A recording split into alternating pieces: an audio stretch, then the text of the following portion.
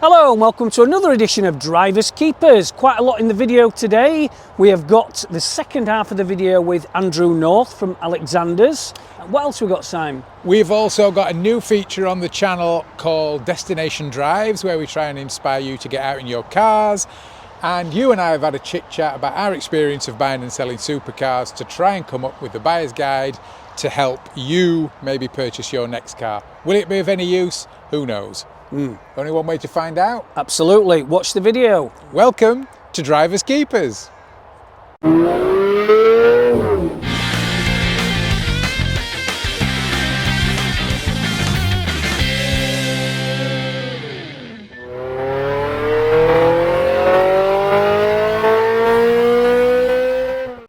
Okay, first things first, we're off up to North Yorkshire for part 2 of our interview with Andrew North, co-owner and co-founder of Alexander's Prestige. What else is on the list of you'd have one if you could? Okay, so and I'll tell this to my children, so how hard they need to work so they could buy me these things. So, Lamborghini Countach, Lamborghini LM002, you know, the four-wheel drive, because I'm a massive Urus fan, but that was the original Daddy, wasn't it? V12 and a massive four-wheel drive. I'd love a Veyron because I think they were a Concorde car. So I'd love a Veyron. What else is on the list?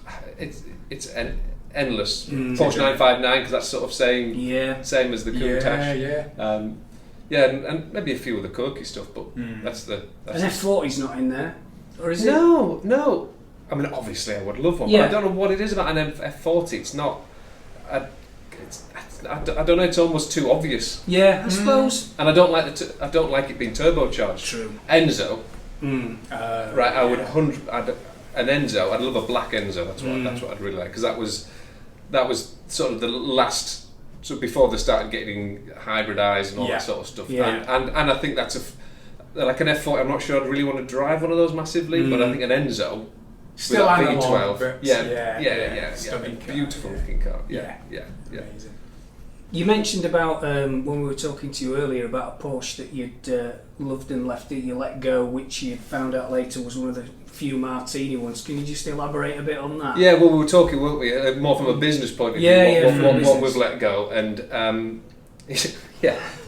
client of mine, he bought a 1976 new 930 turbo.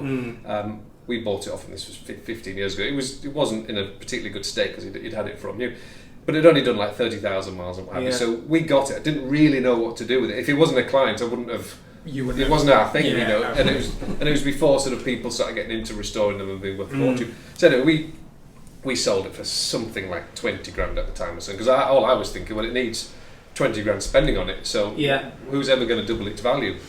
But what it turned out, it was a 930 Turbo Martini, but with Dr. Furman seats, so these special orthopaedic seats. And it was one of only 8 ever made in the world. so it got restored, and I think it's actually spent some time in the Porsche factory in Munich. It's that special. So that's one that I definitely wish that I'd gone to. I don't know, we had a 360 Trolling Stradale when it was 4 years old, one owner, 5,000 miles, as perfect as it could perfectly. Rosso Scuderia, everything it should have been stripe, and I think we sold that for like 50, 60,000. The going rate at the time. They were just a souped up 360. Yeah, they were. I mean, it was. And my client said at the time he had an option to buy a new 360 or a used F40 for the same price. So that was like 100 or something. I'll tell you that. Well, I'm not having one of those F40s with those fuel bags that you're changing all the time. That'd be ridiculous. Who wants one of them? Oh wow! Oh, we've all done it. Yeah. So, other than the BMWs, I just like my dailies as well. I always have a performance SUV. So that all kicked off with SVRs. Range Rover Sport SVRs. That kind of was the first one that brought something that was quite raucous to an everyday four-wheel drive. Yeah. So I went through SVR, and then with a few in between, and ended up in Urus. So that was 2018. I got the first Urus. Right. Which is, that seems like long time ages ago, doesn't it? So I've had 7 of those. So different ones of those. So I went through different Urus S, then Urus Perf, which as a car that does everything. I mean, I know it's a bit obvious, but it does do everything. Right. This car's brilliant. Then went to Pure Songway. Yes, I was just going to say, is the grey one with the white leather not your ex Well, car? yes, it was. Right. Yeah, so that's my preference, which but that was a journey because that was I thought the dream, isn't it, to have a 4-seat daily driving V12 naturally aspirated Ferrari driver that couldn't be any better, because one of my favourite cars I'd had for a short period was a GTC Ford Lusso. Yeah, beautiful. And I just thought, but you did feel.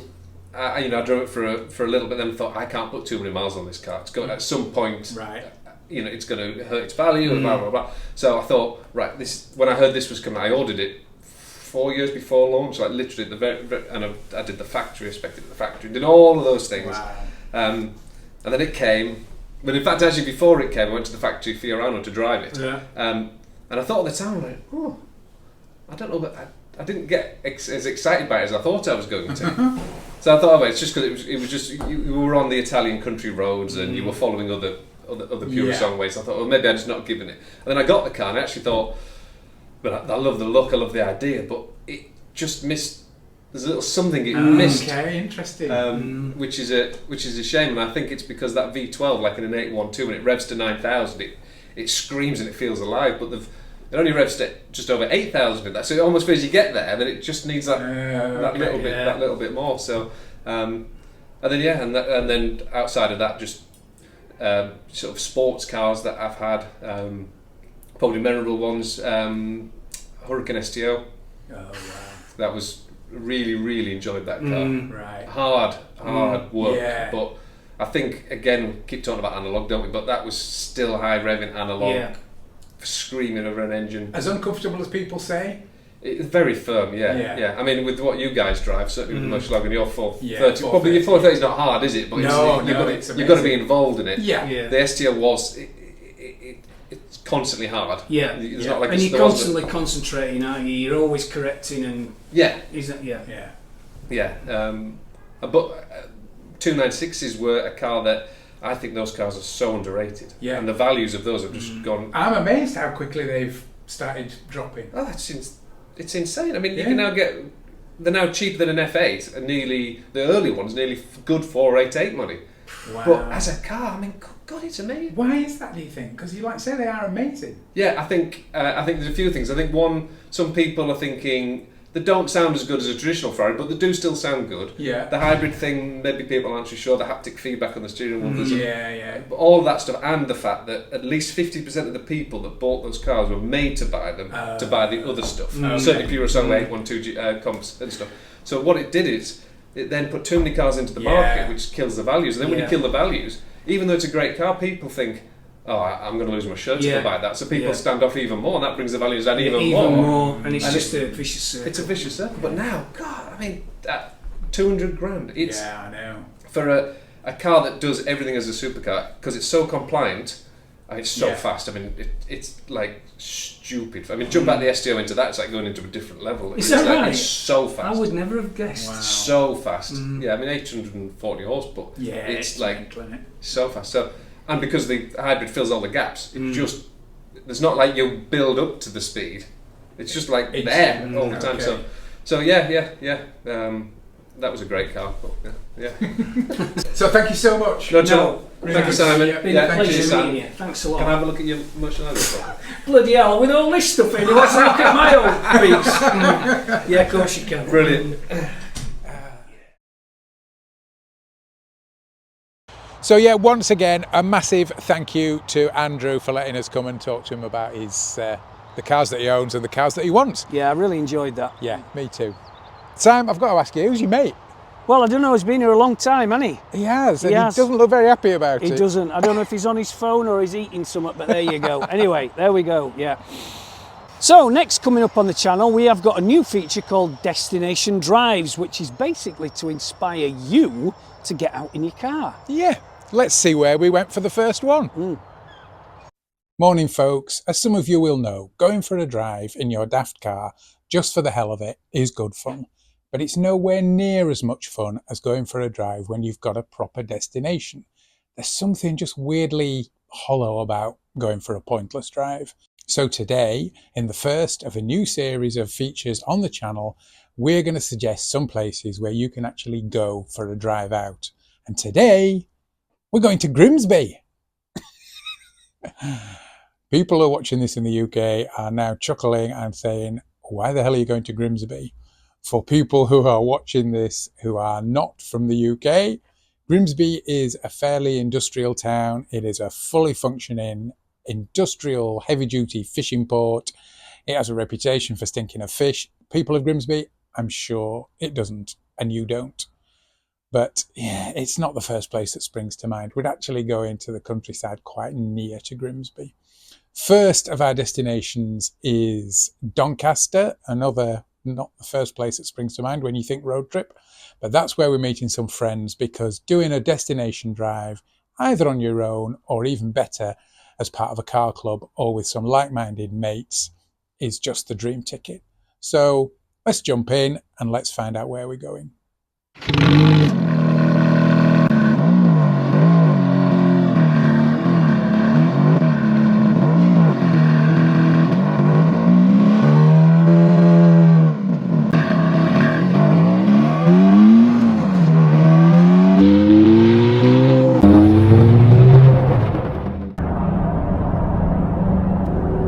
So it was a quick blast down the M1,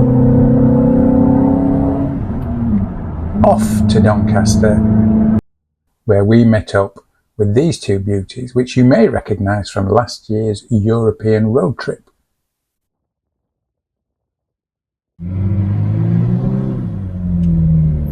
So after a quick coffee stop at our meeting point, we set out on the countryside roads from southeast Doncaster out into northeast Lincolnshire. The weather helped, but it is beautiful around here. The roads were fantastic, open, well-sighted, sweeping corners, not very busy. We had a great drive.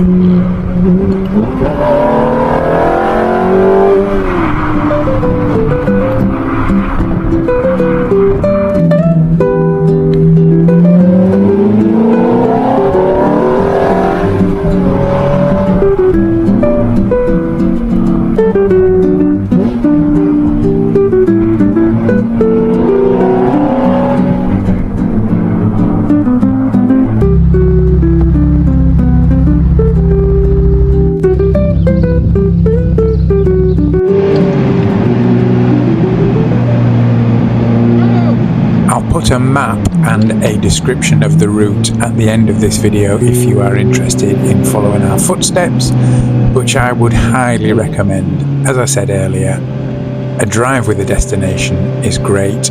This was a great drive with, as you'll see later, a great destination.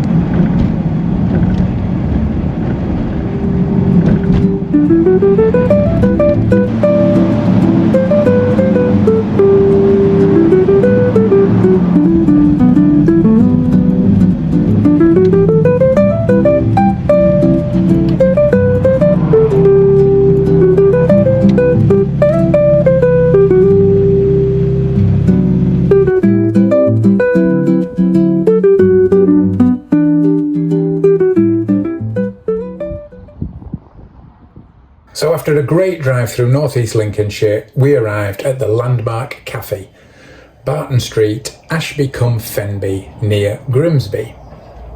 We had a great lunch, a nice walk out on the terrace, and then a fantastic drive home again. All in all, a great day, highly recommended. It's very busy, you should probably book a table. Yeah, so get your ignition keys, get out there and enjoy.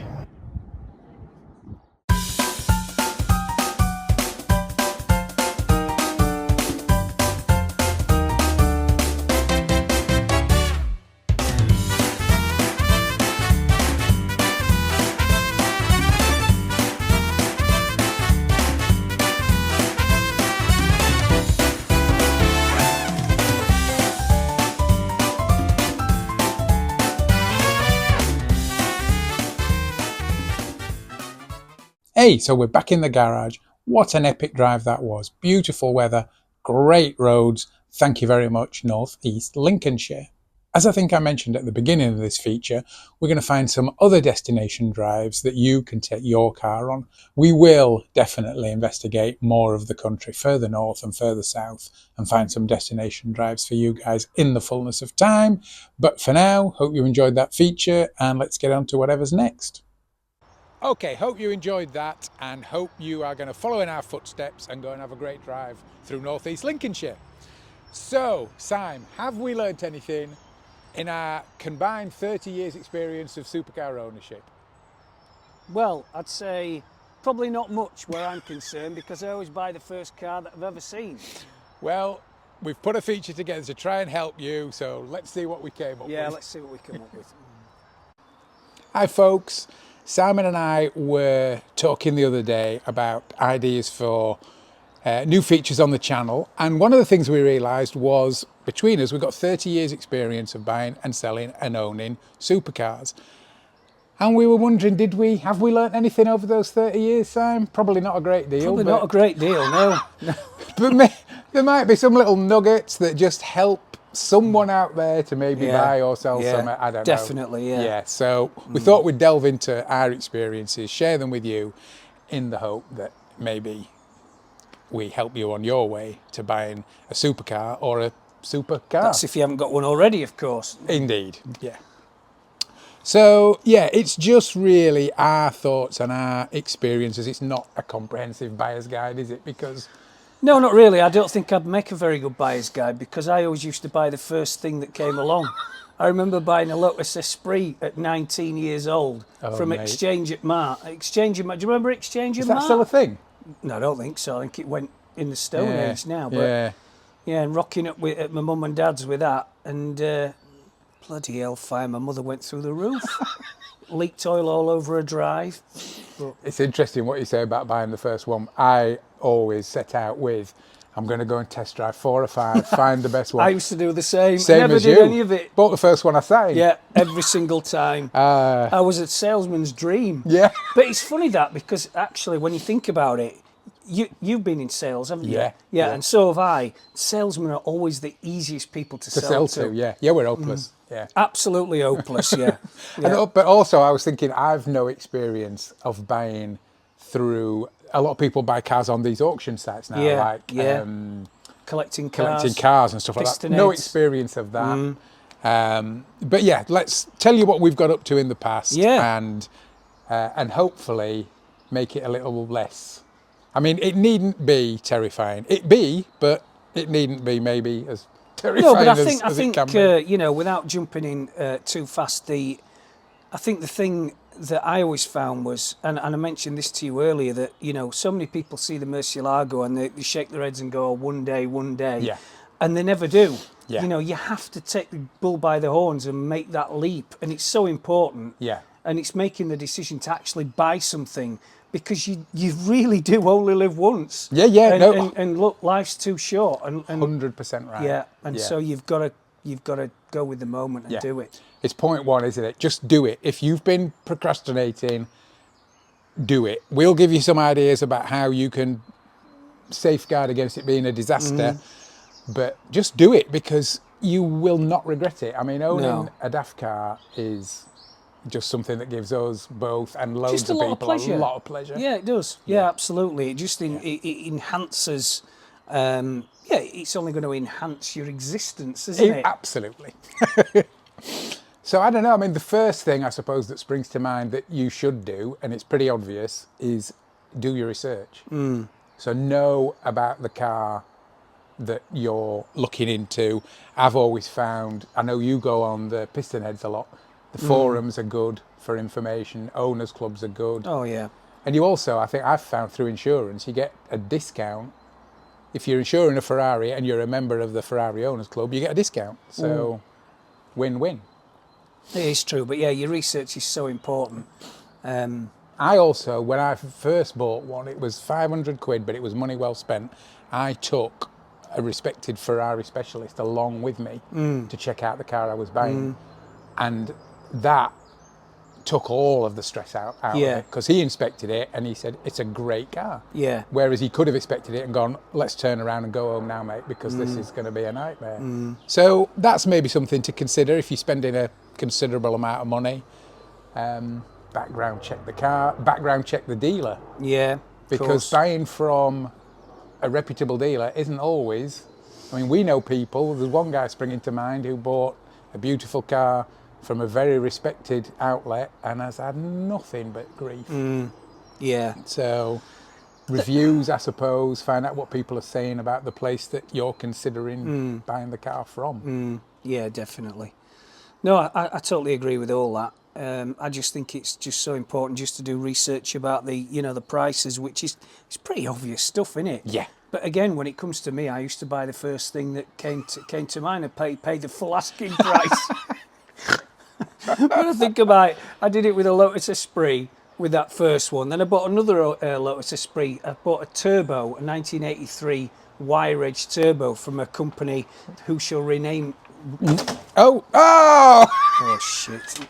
That'll be a good outtake. Yeah. Oh dear. Yeah, sorry about that interruption.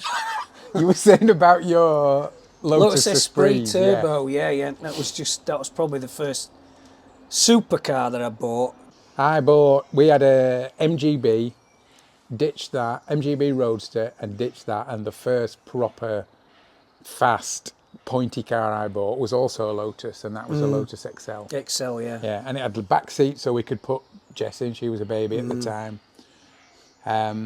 But same thing, I think I'd decided to go and look at 3 or 4, bought the first one I found. Luckily, it turned out to be a cracker. Yeah. Didn't give me any grief, that car, and all the time I owned it. No. But it's funny, I remember buying first Porsche I had was a 911 SC Sport, which was a let me think now, it'll have been a 79 or a 1980 in a nice metallic blue, and I just loved that car. And then, and that was a great car. But the second 911 I bought was a Porsche 911. Some of you guys will remember the Super Sport cabriolets with the turbo bodied. The cabriolet. Okay. I can picture that. Yeah, and I thought I'd got an absolute bargain until I found out that the actual body shell, the wings had been basically super glued onto it to make it look like a turbo body, but it wasn't. It was just an SC Sport with the bigger wings kind of fillered on. But yeah, I mean, you all make mistakes like that. It's just, especially when you're young and naive.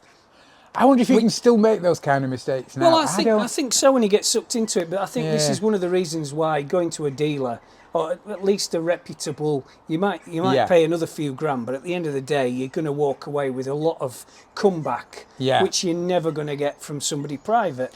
But there again, you're going to pay a lot less from somebody private or an auction. Yeah, I mean, I've just had that experience with the swapping the KN when I knew I wasn't Part-Xing the KN, because you always get a kick in the nuts at the dealers because they want a chunk of profit out of it. I got bid 9 grand for the KN in part exchange, put it on Auto Trader, just sold it for nearly 17. Yeah. But you're right, that buyer has no comeback. Yeah. Other than he knows where I live and I'm a nice person, so, He's got a good car for that, though, hasn't he? But he's got a great car, yeah. Car. I mean, that's why I'm confident selling it from home, because I knew it was a great car. So, but I was just thinking, I think MOTs are so much more stringent now. I think the chances of there being stuff out there that, like you say, has got super glued wings on and just really isn't roadworthy. Yeah, and also... I think maybe those days are gone. Yeah, and like clocking as well. You know, in back in the day, cars were clocked everywhere, weren't they? It was literally winding them back. You just put a drill on it in reverse and it just wound the miles off, easy peasy. Yeah, so in a lot of ways, you are safeguarded just by dint of the fact that things are better than they were back in the day. But I still think none of this makes any sense unless you actually do it in the first place. Yeah. You've got to do it. Yeah. And to bring you back onto that story, I know I'm probably boring some of you now, but when I bought the Murcielago, I literally did not have the money to buy that car. Financed it. The 20 grand deposit I put down was probably saved for about 2 years before that. And I only had enough money to make 3 payments. Yeah. And then it was either going to be repossessed, I was going to sell it, or what else? Or find a way Find for a way it to to generate money, and of course the rest is history. Yeah. But it's just so important to do it in the first place. and in doing it, as you said, it changed your life. Oh, it did change my life, that car, Yeah. which is one of the reasons it's so special. I mean, I've never been quite that brave, but certainly every daft car I've ever bought has always been a stretch. Yeah. It's always been, Yeah. you know, I can probably afford to spend X. Oh Yeah. no, I've gone off and spent Yeah, Y. yeah. You know, but you make it work. You do. Yeah. Okay, I think that's about it, Sam. Was that of any use to you? Who knows? Probably Hopefully. not. Probably not. But hopefully, yes. Yeah, hopefully yes. But Yeah. I think the most important thing you can take out of that is, honestly, we keep saying it, but you Yeah. just got to do it. Do it, and when you've done it, use the bloody thing. Don't just put it in a garage. Yeah. Don't be scared of putting miles on it. If you've taken the decision, and it is a big step, we're not downplaying the fact that Yeah. it can be a huge decision to buy something daft that's just an expensive toy. Maybe don't do what I do and put that many miles on it. It's Maybe not that. Somewhere between the two of us. Probably not my best, finest hour, maybe, but I think supercar, sports car, it doesn't matter. even if it's a fast forward. I mean, I say even. Fast forward's a great thing to have. But whatever it is that you're thinking passionate about doing, go and do it. Go and do it. Use it, and then phone us up and let us come and film it. Yeah, that's right. Yeah. And don't forget, you can always sell it the way the markets are going these days. You know, anything. You know, most things are going up, aren't they? Yeah. You might even have a little profit. Yeah. So there you go, another action-filled episode of Drivers Keepers. We hope you enjoyed it. Stay tuned, because in our next episode we are going back to the car factory. Ooh, goody. Roll on Monday, where we go back to see Steve and his amazing cars. The weather looks fantastic. And we're off in the Mersey. We're off in the Mersey. What a day. Yeah, that'll be good. We've also done an interesting interview and a bit of a deep delve into the world of classic car rallying, so we'll tell you all about that, plus whatever else we decide to do between now and then. Yeah, great stuff. Thanks again. See you soon. See ya.